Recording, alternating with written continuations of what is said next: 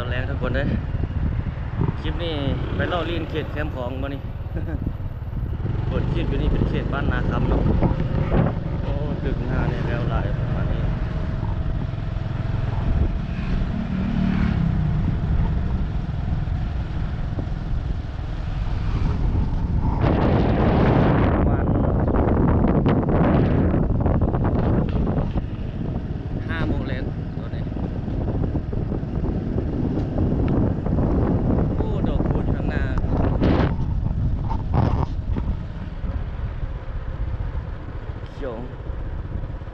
เรื่ององค์ทุ่มเนาะโอ้อันนี้เพิ่มเราบ่ได้ขายปิ้งแล้วมื้อนี้เริ่มมือขายปิ้งเอ็ด บ่มีละ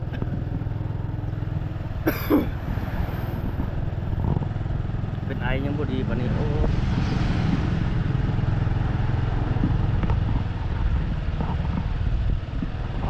ยังแรงเอ็ดจ้ะมื้อนี้เป็นมื้อแรงวันอาทิตย์รถบ่หลายมันเด้อ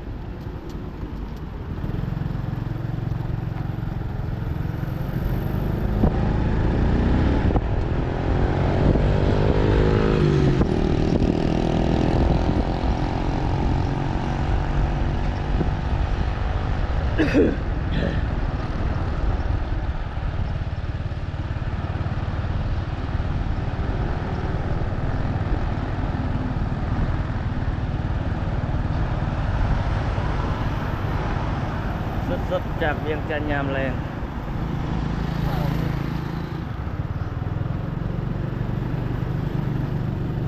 ผมข้างวัด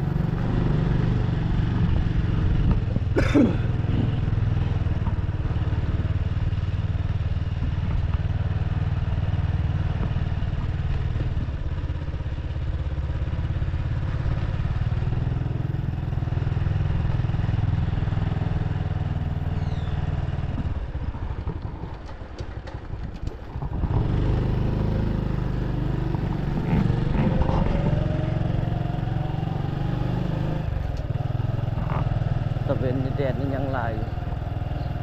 ยังแห้งอยู่ยังฮ้อนหลายอยู่ โอ้ยไปไหน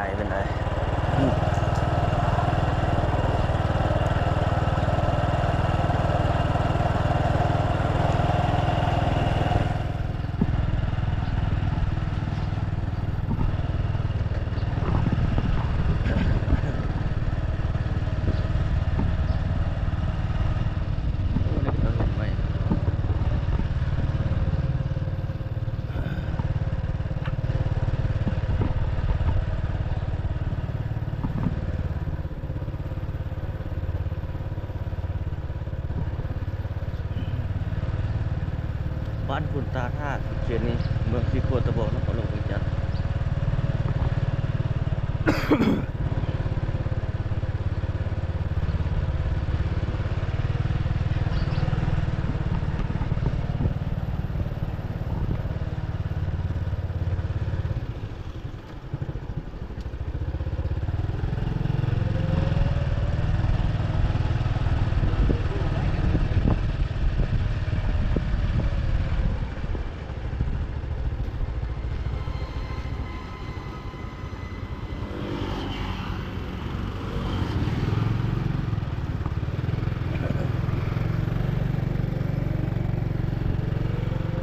ร้านนี่ปิดได้มานี่แล้ววันอาทิตย์นี้เบิ่งเราปิดทันทำปิดแล้วมาเปิดเลย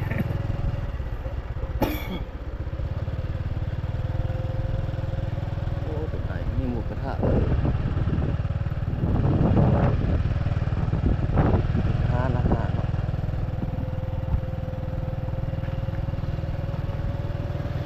ร้านหมูกระทะ5 ชิ้นจะ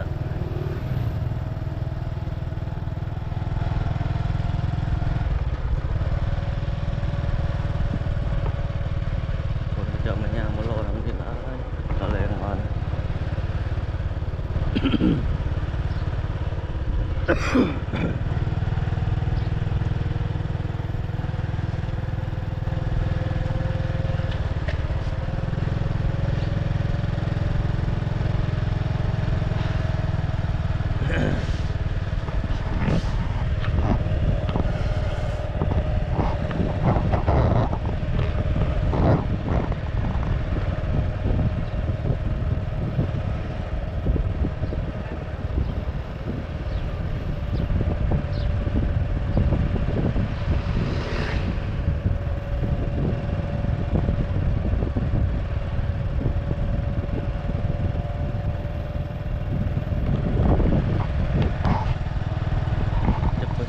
5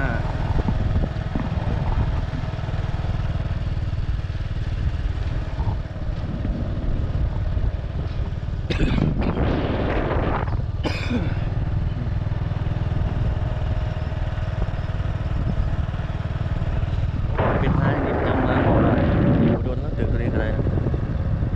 อาจจะมีโครงการอะไรนี่อีกด้วยบนโต๊ะคูนนี่นะโอ้เหลืองงามขนาดเลยบุญสงกรานต์เดือน5บุญปีใหม่ลาวเหลืออีกจากมื้อนึงก็ฮอดแล้วเด้เนาะวันที่10ปลายเดือนหน้าก็แม่นแล้ว14 15 16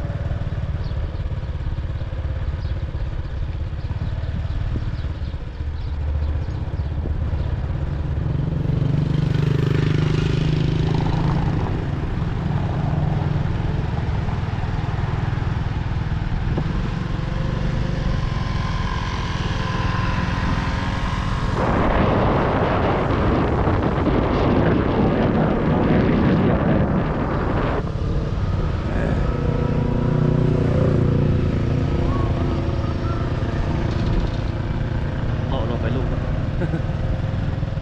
แรงของมื้อวันอาทิตย์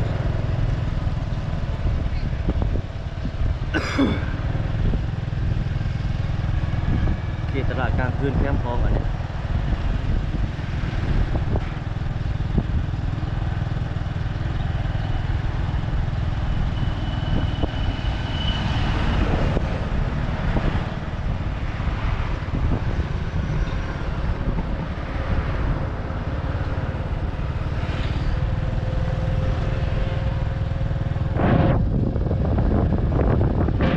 โอ้ถุงซาดฟิว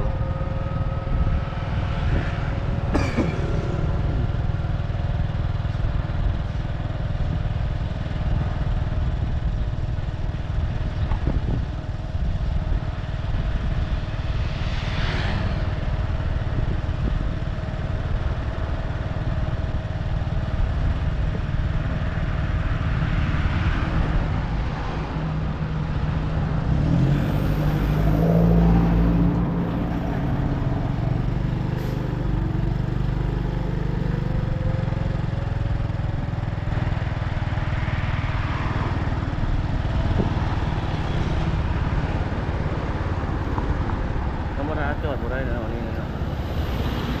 รถมาจอดแบบนี้มันตันทางเพราะว่าเล่น2เลนส่วนเดียวเด้มีรถมาจอดอยู่ตรงนี้เกินเป็นให้เสียหน้าที่การสัญจรไป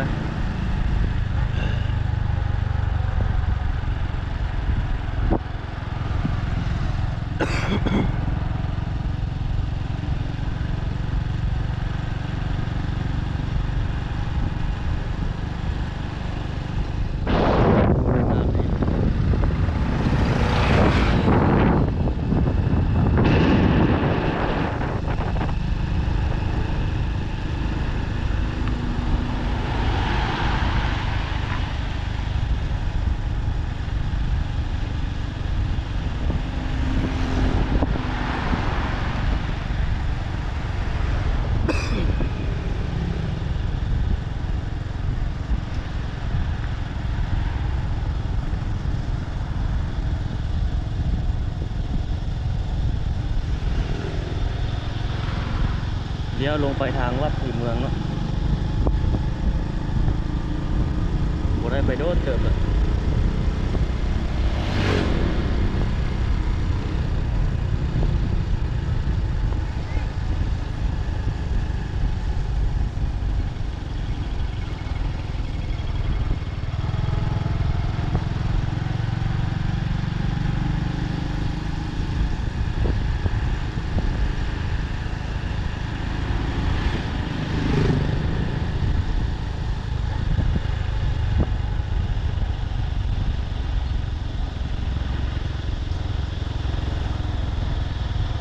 เขตห้องหมอโมดรถเข็นเขาจะเลี้ยวขวาเลี้ยวซ้ายบ่ได้กินไปก่อนแล้วเด้อเลี้ยวลงไปแล้ว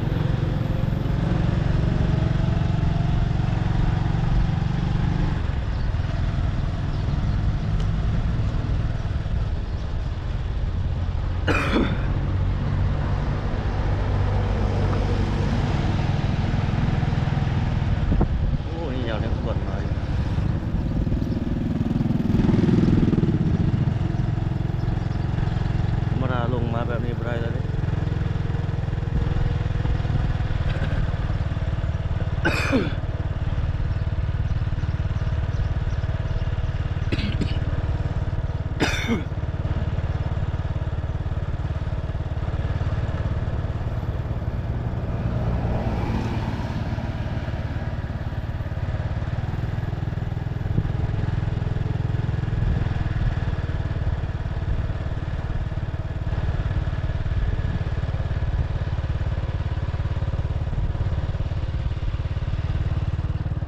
หัวโมกกำลังไหม้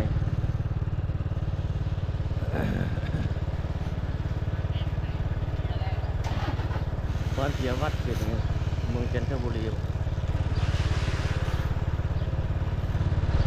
หรือว่าศรีสัตนาเราบ่แน่ใจคือกัน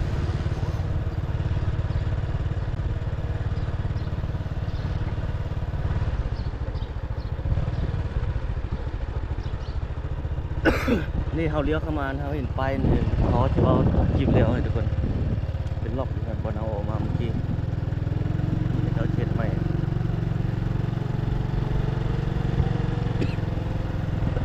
โอ้ยเป็นไงนะผ่านได้สิดี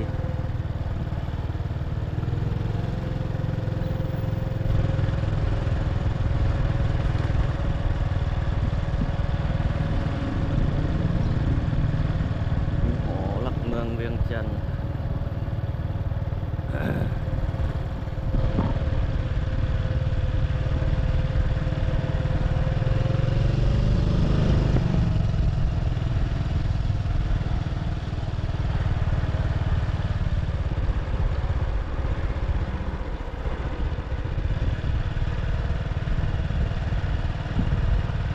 โอ้มะม่วงเป็นลาย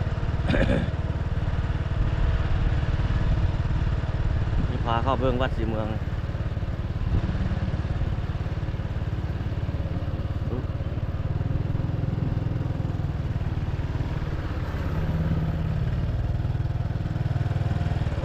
ยามแรงอยู่วัดศรีเมือง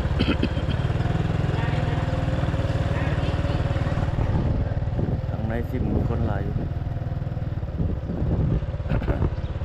สดๆวัดศรีเมืองทุกคนเลย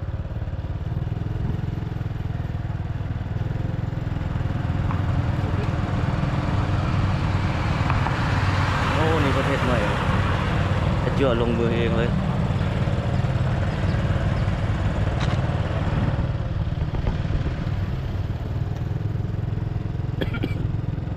สาวที่เดินมาถ่ายรูป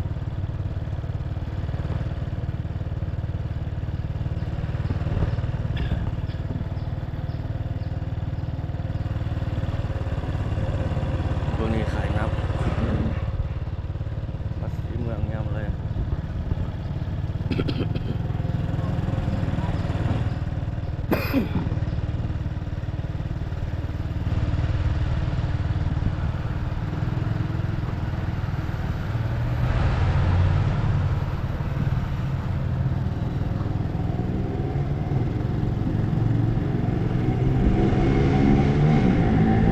รถไฟนี่มันไฟหลักนิดเดียวเลยเป็นส่วนสาธารณะที่เมืองเลยมีรูปบ้านของพระเจ้าชีวิตเก่าอยู่นี่ครับท่าสีสว่างวงศ์มหาสว่างวงศ์เนี่ยมาเนี่ยงามแรงเห็นนี่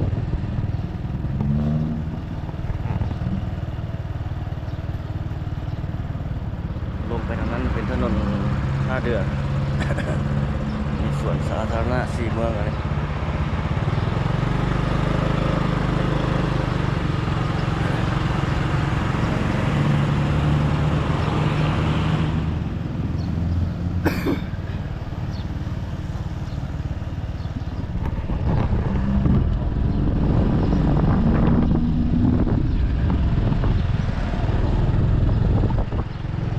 พระโพธิ์ห้อมหนึ่ง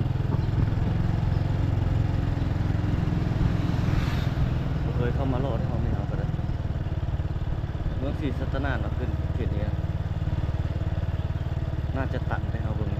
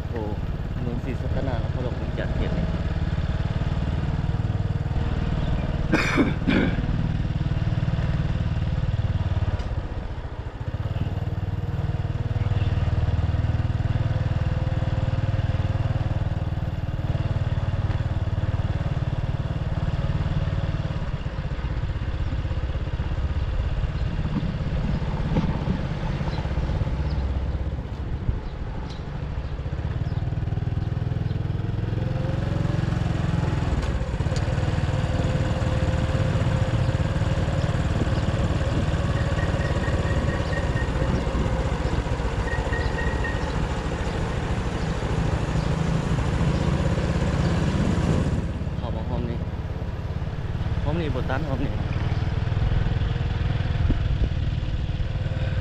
อ๋อดอกคูณนะทุกคนเลยงามเหลืองทุ่มเลย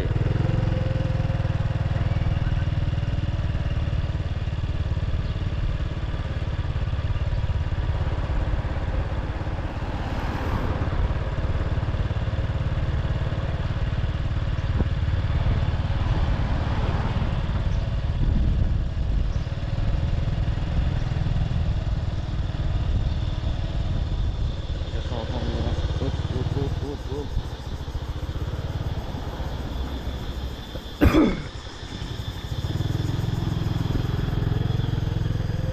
เขตบ้านสี่เมืองเขตนี้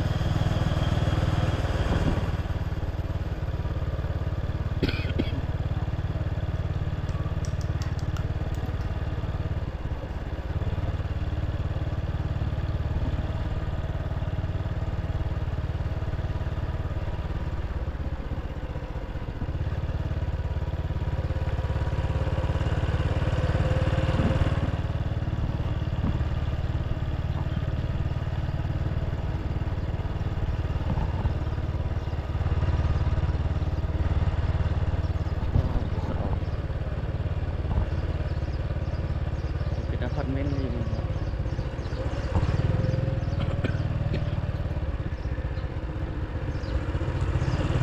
นี่โศกตึกข้างหน้าเขาเลยพาเพื่อนเห็นแล้วมาเป็นแบบนี้นะ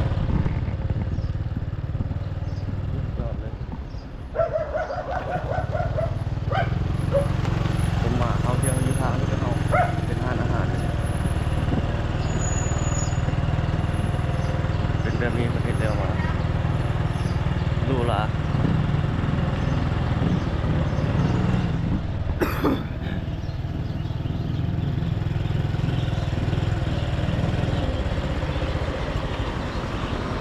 ยามแรงเขตสุดจนข้าวพักสันเวียงจันทร์เซ็นเตอร์อีก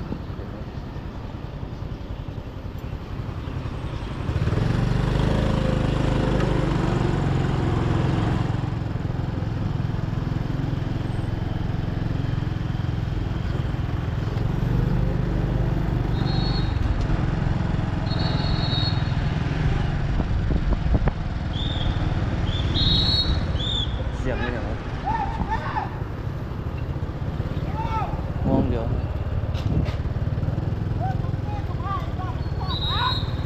โอ้ไล่เดียวนี่เนาะโดนไล่3 ล้อนี่จัมโบ้อยู่ทางนั้นเพราะมันใส่รถแบบนี้รถตุ๊กนี่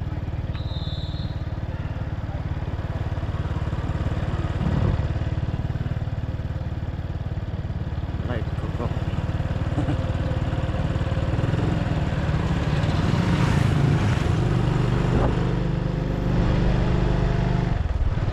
โอ้ผู้สาว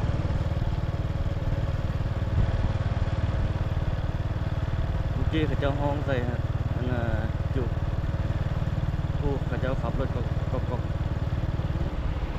จอดมาเขตเขาเจ้าได้เนาะเขตรถอันน่ะตุกๆขึ้นเขตรถตุกๆฮะแต่ว่ารถอันนั้นมาจอดให้เดียว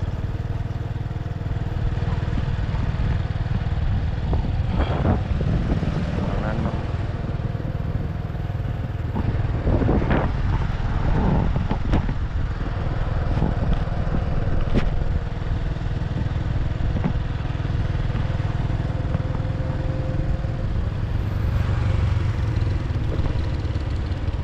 ทอดมาใส่ถนนตรงปลานก่อน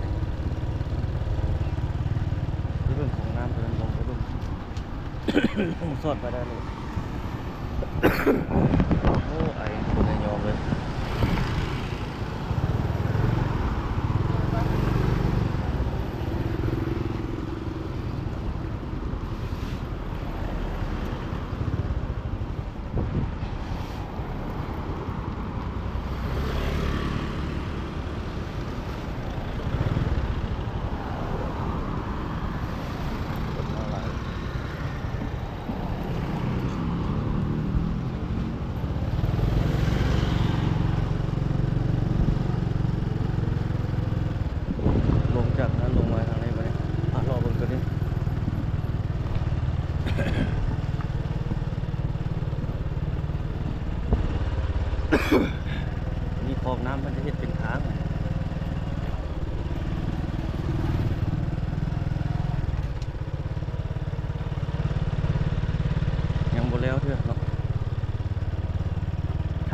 างดีนี่ก็ขับเล่นโอ้ยเจ้ากำลังแปลงอยู่นี่ใหม่เป็นทางดีเข้ามานี่แล้วก็รถพ่อนรถอยู่ทางนั้นคนอีกเลย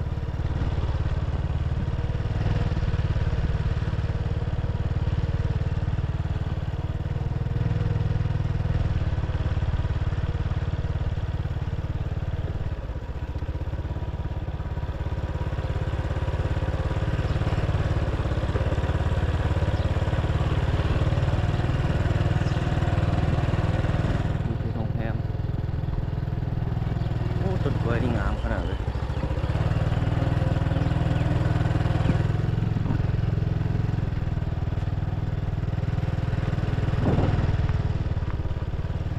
นี่นะจะไปต่อบ่ได้แล้วบ่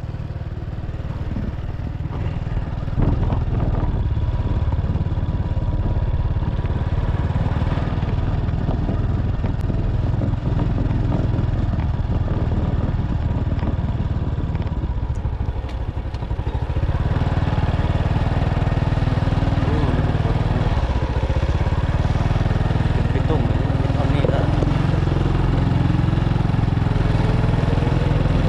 วันไฟใส่เอ้าไปบ่ได้วะอ๋อไปทอดทางหน้าแล้วกับ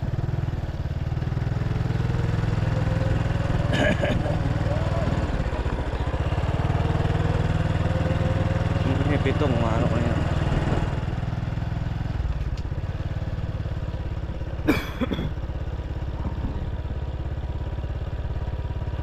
เฮ็ดทอดทุนแหละเฮ็ดหักเฮ็ดเท่านี้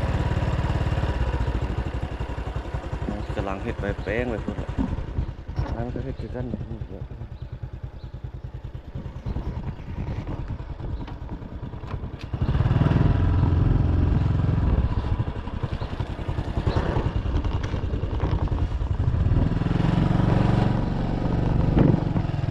ยังฝาทางเบื้องนั่นดีกว่าเบื้องนั้นมันก็จะเฮ็ดคือกันเลยเบื้องนั้นเขตบ้านฝ้ายนี่จะเอาดูดน้ำมันนี้ขึ้นมาพดใส่เฮ็ดให้มันอ่าอันนั้นขึ้นไปอีกมันแน่นบ่ให้มันแตกนะ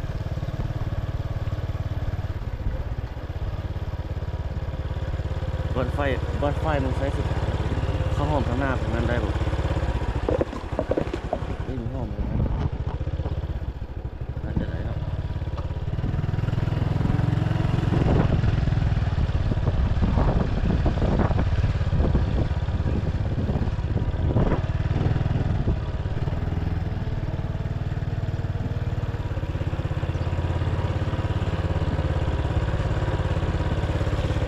ตรงนั้นตัด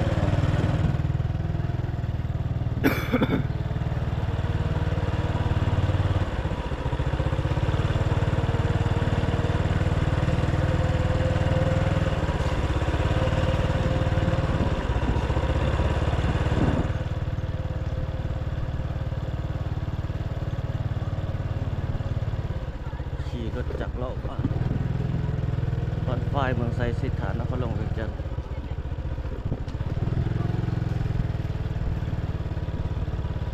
โอ้นี่เจอดินที่ไหม้แล้วก็โอ้นี่เจอดินน้ำแล้วเอง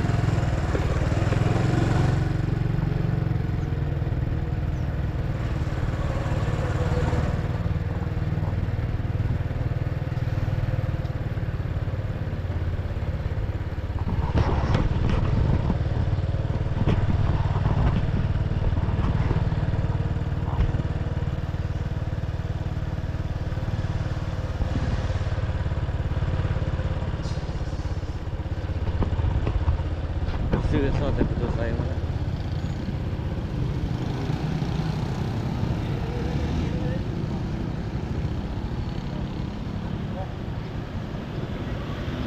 โอ้รถหลายเนาะได้มาแล้ว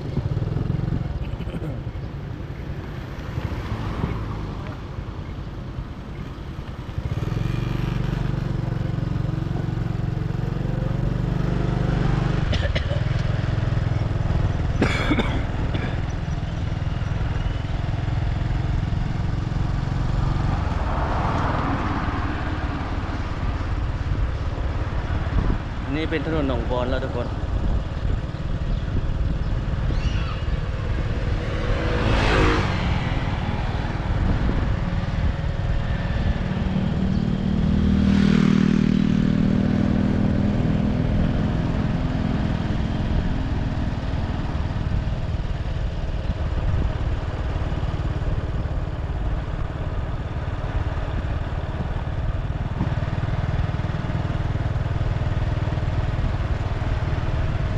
ปั๊มน้ำมันนี่ก็เปิดเหรอ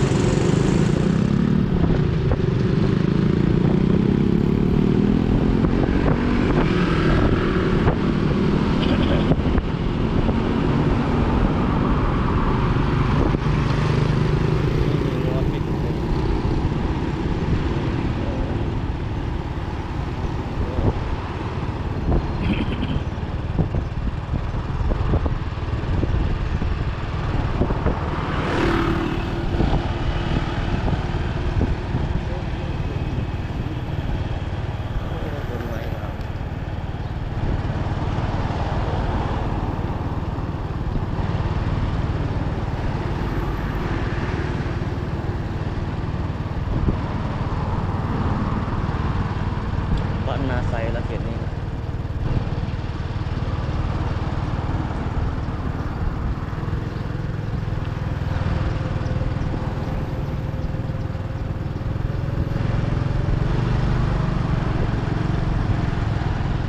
นี่ก็เปิดปีแล้วน้ำมันอยู่บ้านเฮา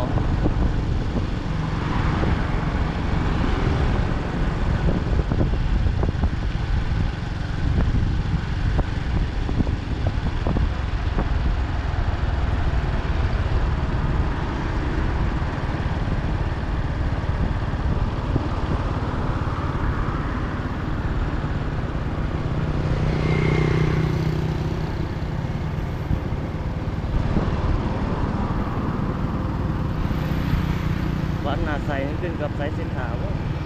โอ้นี่เขาเจ้าต้องการขาย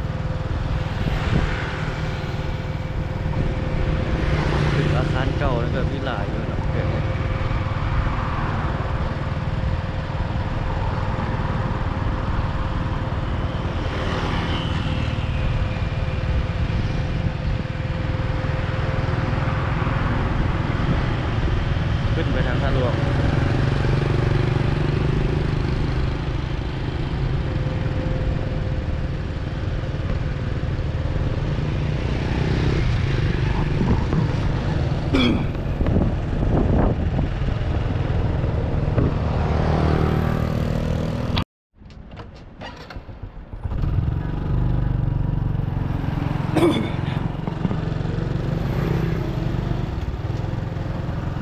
างหน้านี่ฮอดเขตทางหลวงแล้วทุกคน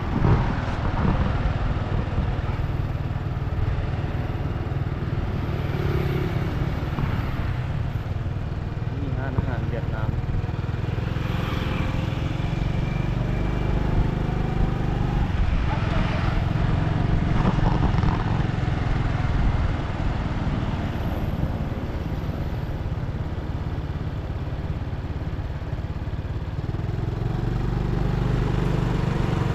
โอ้เจ้ามาย่างงานหลายเนาะเป็นย่างเล่นออกกำลังกาย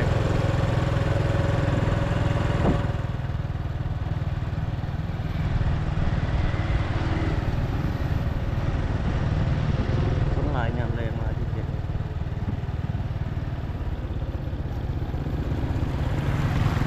เข้าไปทางในนั่นเป็นตลาดขายของกินซุป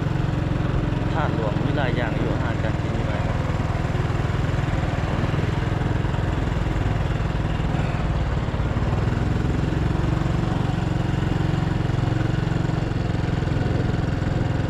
เป็นท่าหลวงเวียงจันทน์ยามแรงคนร้ายมันยามแรงครับ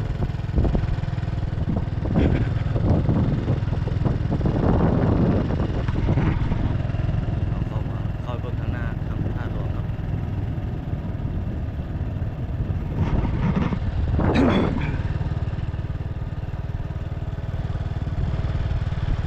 รถทัวร์แขกทัวร์ก็หลาย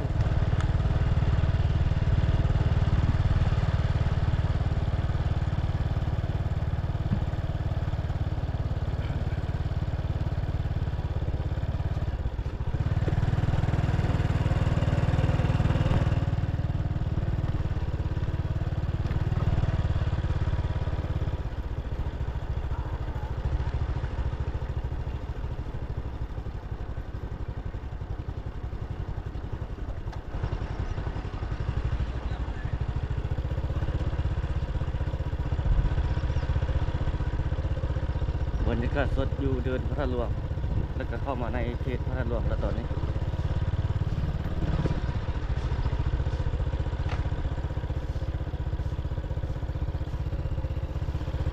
เข้าไปทางในเพิ่นปิดแล้ว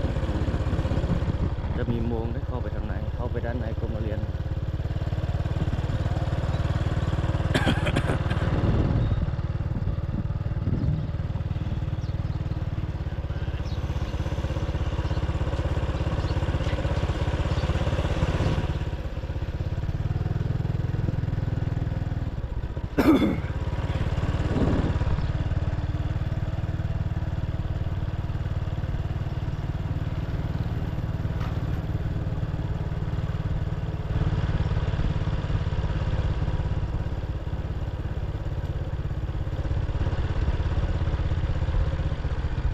เอาเกี้ยวลงออกมาด้านหลังของอันนั้นแหละตอนนี้ปรับมุมกล้องกันกล้องตัวนี้คือว่ามันจะกันนั้นมืดๆยานพอทุกคนเดี๋ยวมันเห็นกว้างดี สาวขี่รถไป